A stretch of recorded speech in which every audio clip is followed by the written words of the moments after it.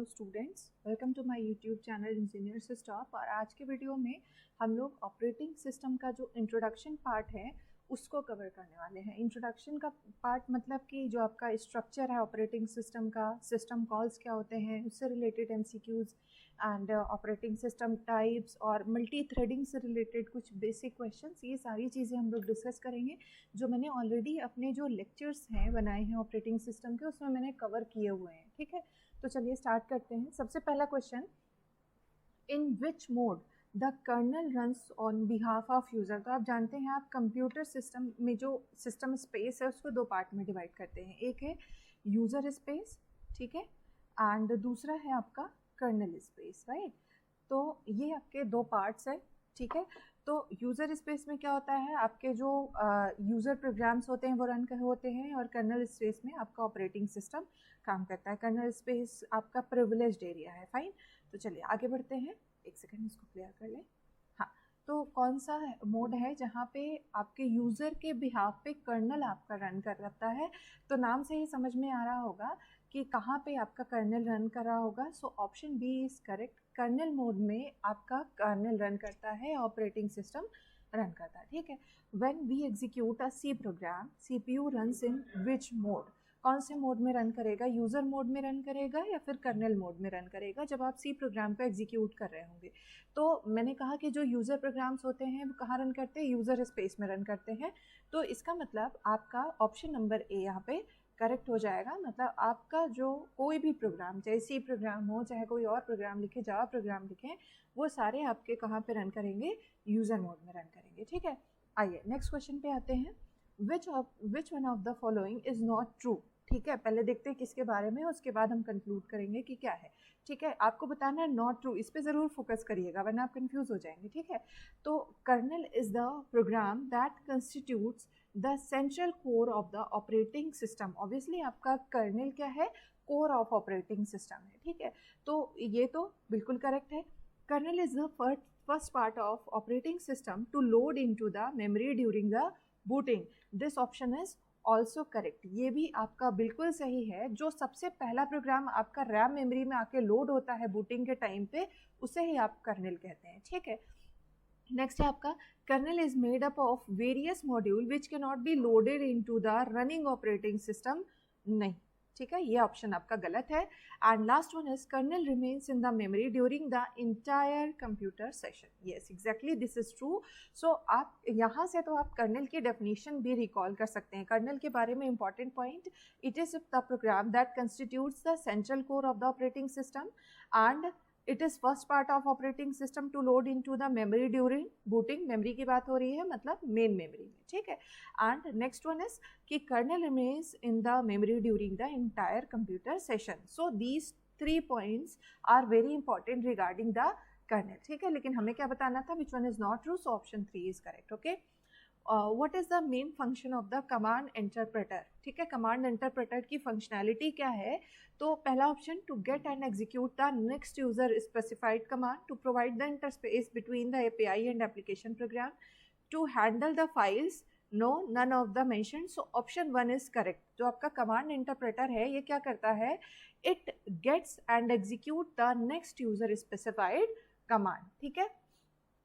चलिए, क्योंकि आगे की जो क्वेश्चंस हैं वो ऑपरेटिंग सिस्टम स्ट्रक्चर से होने वाले हैं, तो इसलिए मैं आपको थोड़ा सा रिकॉल करा दूं कि आपका जो ये देखिए, ये आपका मोनोलिथिक कर्नेल का एग्जांपल है, डायग्राम है, और ये माइक्रो कर्नेल का। दोनों में डिफरेंस क्या है देखिए ज़रा, कि आपका दो पार्ट में आप डिवाइड करते हैं ना, user space and kernel space, right. एक second, user space and kernel space में आप डिवाइड करते हैं।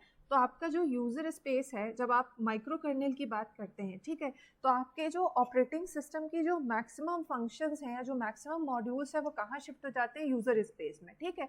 जबकि जो आपका मोनोलिथिक कर्नल है, यहाँ पे आपके जो मैक्सिमम और जो मोस्ट इंपॉर्टेंट फंक्शनैलिटीज़ हैं वो कर्नल मोड में काम करती है। देखिए यहाँ पे, देखिए कर्नल स्पेस में आपका virtual file system, system calls, interprocess communication, file system, scheduler, virtual memory, device driver, dispatcher, ये सारे कहाँ हैं, कर्नल स्पेस में।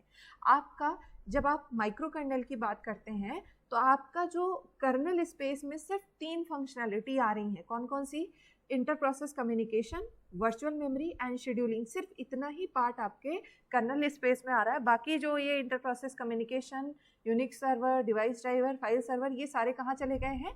यूजर स्पेस में, ठीक है। सो ये आपके इंपॉर्टेंट पॉइंट है, या डिफरेंस है micro kernel and monolithic kernel के बारे में। एग्जाम्पल्स देख लीजिए, हो सकता है एमसीक्यूज में ये सारे क्वेश्चंस बने कि इनमें से कौन सा है जो माइक्रो कर्नल का एग्जाम्पल है या नहीं है, इनमें से कौन सा है जो मोनोलिथिक कर्नल का एग्जाम्पल है या नहीं है, ठीक है। तो माइक्रो कर्नल की बात करें तो इसके QNX, Symbian, L4 Linux and singularity, K42, Mac OS, और ये सारे आपके जो लिखे हुए हैं आप इसको नोट डाउन कर लीजिएगा। These are examples of micro colonel.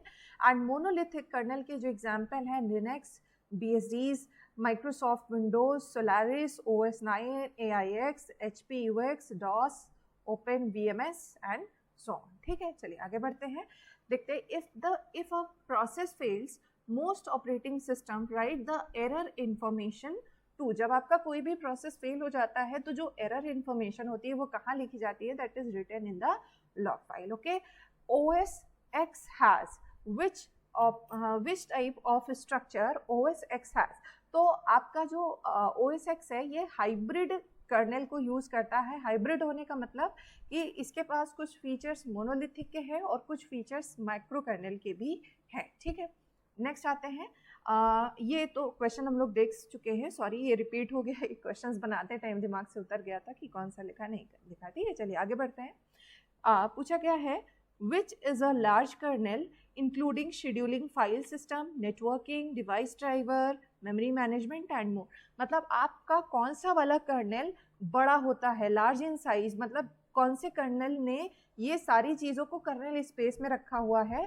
तो ये है आपका monolithic kernel, option number A. Large kernel आपका हमेशा मोनोलिथिक होगा, और जब आप नॉट लार्ज कहें तो वो आपका माइक्रो कर्नल हो जाएगा। देखिए माइक्रो कर्नल पे भी क्वेश्चन है, question mark, which architecture assigns only a few essential function to the kernel. देखा मैंने अभी बताया था ना कि आपके पास सिर्फ scheduling, inter process communication, virtual memory को आप कर्नल स्पेस में रखते हैं, बाकी सारी फंक्शनैलिटीज़ को आपने कहाँ शिफ्ट कर रखा है? आपने उसे यूजर स्पेस में शिफ्ट कर दिया है। तो यही है कि question mark, architecture assigns only a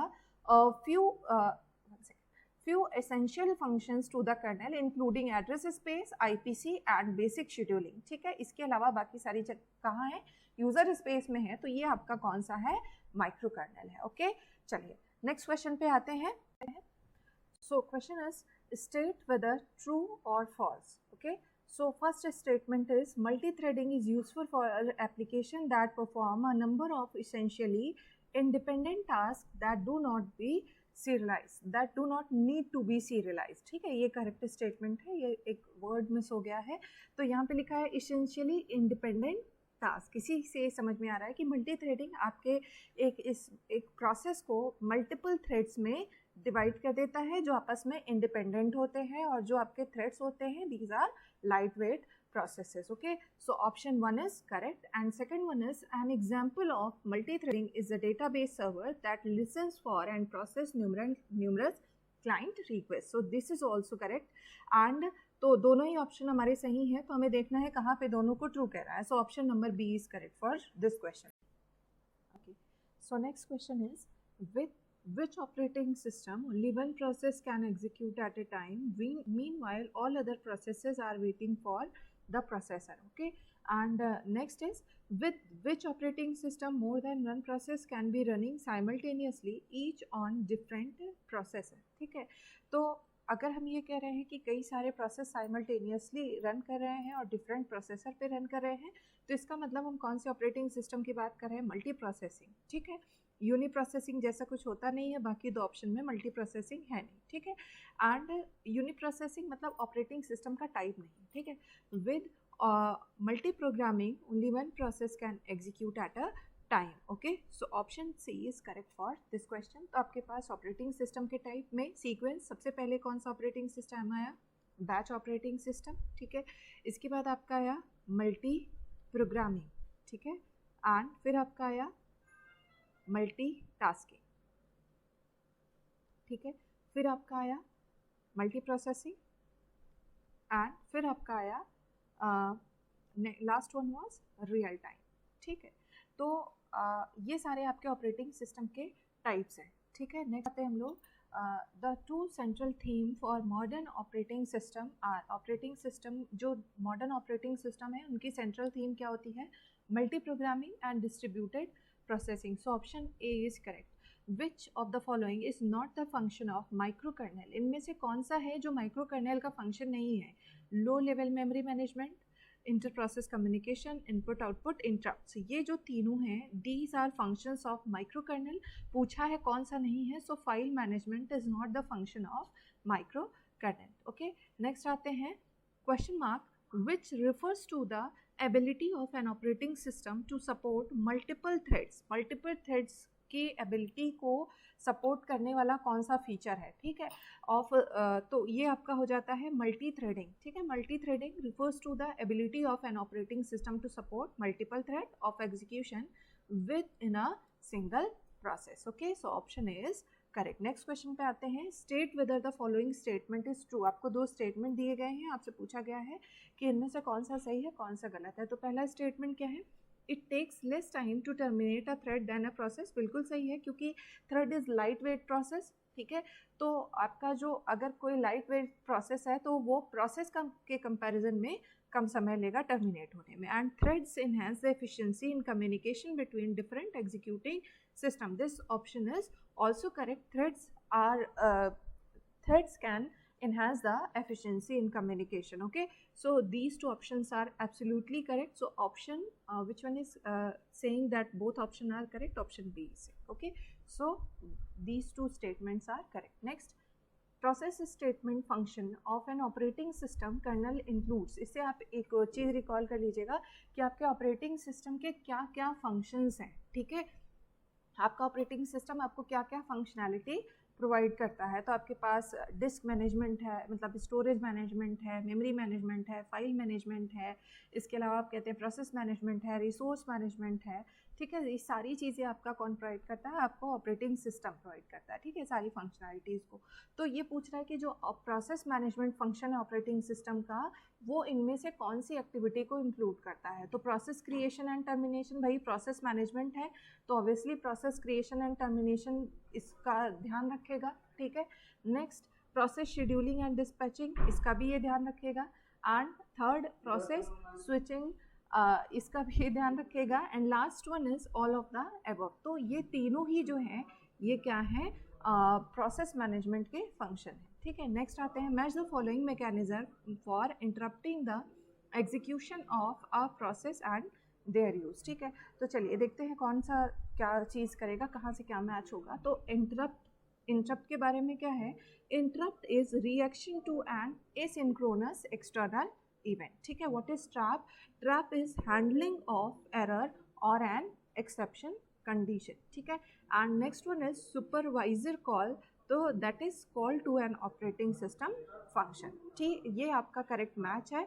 so option C is correct. 1 का बी, 2 का सी एंड 3 का ए। ठीक है, चलिए नेक्स्ट आते हैं question mark which are very effective because a mode switch is not required to switch from one thread to another। तो इनमें से कौन सा ज़्यादा इफेक्टिव है? तो इसमें से आपका जो यूज़र लेवल थ्रेड है दिस इज़ मोर इफेक्टिव। क्यों? क्योंकि इसे अपने काम को परफॉर्म करने के लिए बार बार उसमें कर्नल से मतलब सिस्टम कॉल्स वगैरह नहीं परफॉर्म करते या कर्नल मोड की हेल्प नहीं लेनी पड़ती। So user level threads are very effective because a mode switch is not required to switch from one thread to another. Okay, so ये आपका हो गया correct option, option number B. ठीक है, नेक्स्ट आते हैं, which one is an example of operating system that support single user process and single thread. तो आपने थ्रेड मॉडल अगर आपने देखे होंगे तो आपका थ्रेड मॉडल से ये क्वेश्चन है। So option B is correct. MS DOS is an example of operating system that support single user process and single thread. और आपके पास जो थ्रेड्स होते हैं वो दो तरह के होते हैं, kernel thread and user level thread. ठीक है, जो कर्नल लेवल थ्रेड होते हैं उनका जो पूरा मैनेजमेंट होता है वो कौन करता है? कर्नल करता है। ठीक है, तो इसकी जो स्पीड होती है वो थोड़ी सी कम होती है। बट जब ये जो आपका यूज़र लेवल थ्रेड है, इसका पूरा मैनेजमेंट यूज़र स्पेस में प्रोसेस के थ्रू किया जाता है, जिस प्रोसेस का वो थ्रेड है। तो जो कर्नल होता है, कर्नल को ये बिल्कुल नहीं पता होता कि कौन सा किस प्रोसेस के अंदर कितने थ्रेड्स एग्जीक्यूट हो रहे हैं जब हम यूज़र लेवल थ्रेड की बात करते हैं। तो इसके कुछ अपने फ़ायदे भी हैं, नुकसान भी हैं, ठीक है। तो यूज़र लेवल थ्रेड आपका स्पीड प्रोवाइड करता है, और एक एडवांटेज आपको यहाँ दिया गया है, these are very effective because mode switch is not required. Okay, आइए नेक्स्ट क्वेश्चन पे आते हैं। File management function of operating system include, आपका जो ऑपरेटिंग सिस्टम का फाइल मैनेजमेंट फंक्शन है वो क्या क्या चीज़ों को इंक्लूड करता है। File creation and deletion, obviously file management है तो सबसे पहले तो फाइल क्रिएशन होगा, और अगर आप फाइल क्रिएट कर रहे हैं तो आपको डिलीट करने की अथॉरिटी होनी चाहिए, ये भी ठीक है, ठीक है। डायरेक्टरी क्रिएशन ऑब्वियसली प्रोवाइडेड होगा, ठीक है। फाइल मैनेजमेंट में ये जो डिस्क शेड्यूलिंग है, ये डिस्क शेड्यूलिंग इसका पार्ट नहीं होगा, ठीक है, that is part of disk management और स्टोरेज मैनेजमेंट, ठीक है। तो फाइल मैनेजमेंट में डायरेक्टरी क्रिएशन हो गया, file creation and mapping file in secondary storage, ये तीनों आपके फाइल मैनेजमेंट के पार्ट हैं। डिस्क शेड्यूलिंग आपके फाइल मैनेजमेंट का कंसर्न नहीं है। So option number B is correct, 1, 3 and 4, ठीक है। The basic type of operating system, आप ऑपरेटिंग सिस्टम को कितने पार्ट में डिवाइड करते हैं, तो एक होता है आपका बैच एंड, नहीं टाइम शेयरिंग नहीं है, बैच एंड इंटरैक्टिव है एक्चुअली, ठीक है। So option D is correct, ठीक है। Next one, question mark, also known as monitor mode, आपके पास ऑपरेटिंग सिस्टम के दो मोड हैं, यूज़र मोड, कर्नल मोड, ठीक है। तो आपका जो कर्नल मोड होता है उसी को हम क्या कहते हैं, मॉनिटर मोड, ठीक है। तो B option number, system mode और kernel mode is also known as a monitor mode, ठीक है। नेक्स्ट हम आते हैं, name the system in which processor do not share memory and each processor that नहीं has its own local memory, ठीक है। तो ऐसा कौन सा सिस्टम है जो आपका मेमोरी को शेयर नहीं करता है और हर प्रोसेसर के पास अपना अलग वो होता है। ये आपका जो जब हम मल्टी प्रोसेसिंग ऑपरेटिंग सिस्टम की बात करते हैं, ठीक है, तो मल्टी प्रोसेसिंग सिस्टम में आपके पास कई सारे आर्किटेक्चर हैं, ठीक है, कि प्रोसेसर को आप किस तरीके से ऑर्गेनाइज कर रहे हैं और वो किस तरीके से आपस में इंटरफेस करेंगे, तो उसका पार्ट है ये। और इसका जो सही आंसर है that is your loosely coupled system, ठीक है। ओके, तो आपका ये जो क्वेश्चन क्या है कि आप जहाँ पे मेमोरी की शेयरिंग वगैरह नहीं हो रही है, सब एक दूसरे से इंडिपेंडेंट हैं, दैट वो आपका क्या हो जाएगा, लूजली कपल्ड सिस्टम, ठीक है। नेक्स्ट क्वेश्चन पे आते हैं, which is responsible for maintaining all important abstraction of the operating system, ठीक है। तो इनमें से कौन सा है जो एब्स्ट्रैक्शन प्रोवाइड करता है, दैट इज़ योर कर्नल, ठीक है। आप जानते हैं कर्नल आपका बहुत इंपॉर्टेंट पार्ट होता है ऑपरेटिंग सिस्टम का, ठीक है। और इसके पहले जो हमने क्वेश्चन डिस्कस किया था तो उसमें इस जो कर्नल के इंपॉर्टेंट पॉइंट थे वो भी आपने रिकॉल कर लिया था, ठीक है।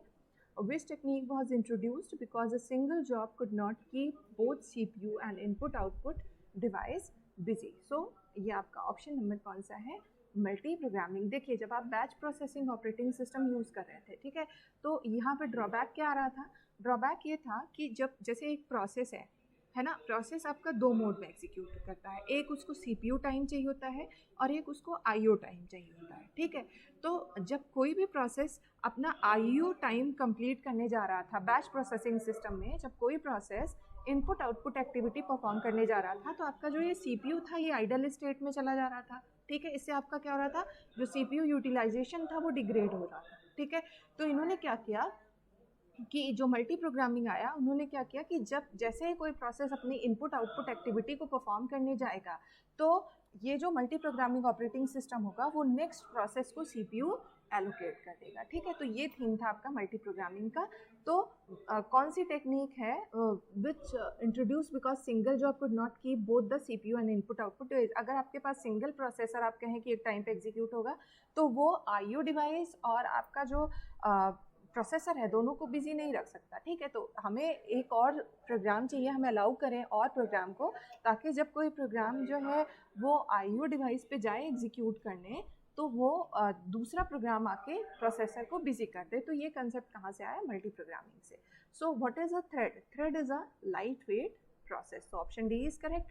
Generally we have user level thread and kernel level thread. हमारे पास दो तरह के threads होते हैं, user level and kernel level. ठीक है, आपको ये ज़्यादा अच्छी स्पीड प्रोवाइड करते हैं, पर user level thread speed and efficiency provide करते हैं, लेकिन इनके भी कुछ ड्रॉबैक्स हैं. ड्रॉबैक इसलिए क्योंकि जो आपका ये कर्नल होता है, ऑपरेटिंग सिस्टम को ये नहीं पता होता कि किस प्रोसेस के पास कितने थ्रेड है. तो जब वो उसे टाइम स्लाइस एलोकेट करने लगता है या जब उसे एग्जीक्यूशन टाइम अलॉट करता है तो प्रॉपरली वो मैनेज नहीं हो पाता है. ठीक है, नेक्स्ट आते हैं द क्वेश्चन.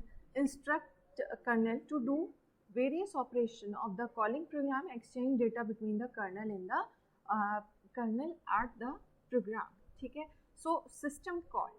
तो जो आपका सिस्टम कॉल्स होते हैं वो एक मीडियम है जिसके थ्रू आपका यूज़र स्पेस और कर्नल स्पेस आपस में कम्युनिकेट कर पाए. ठीक है, तो यहाँ पे जो करेक्ट ऑप्शन है वो आपका सिस्टम कॉल्स है. तो सिस्टम कॉल्स आपके ऑपरेटिंग सिस्टम या कर्नल को बताता है कि क्या करना है, मतलब क्या एक्टिविटी हम कराना चाहते हैं. So system call instruct kernel to do various operations of the calling program and exchange data between the kernel at the program. So option C is the correct option. Okay, real time system must have, real time system को क्या चीज़ सबसे ज़्यादा ज़रूरी है, तो इसके लिए preemptive kernels are required. Okay, preemption नहीं होगा तो आप रियल टाइम डेटा को अगर आप प्रोसेस करना चाहते हैं तो आपको प्रीएम्प्टिव कर्नल्स की रिक्वायरमेंट है. Okay, real time system need to what the interrupt latency. जो आपके रियल टाइम सिस्टम होते हैं वो इंटरप्ट लेटेंसी को बढ़ाना चाहते हैं, घटाना चाहते हैं, या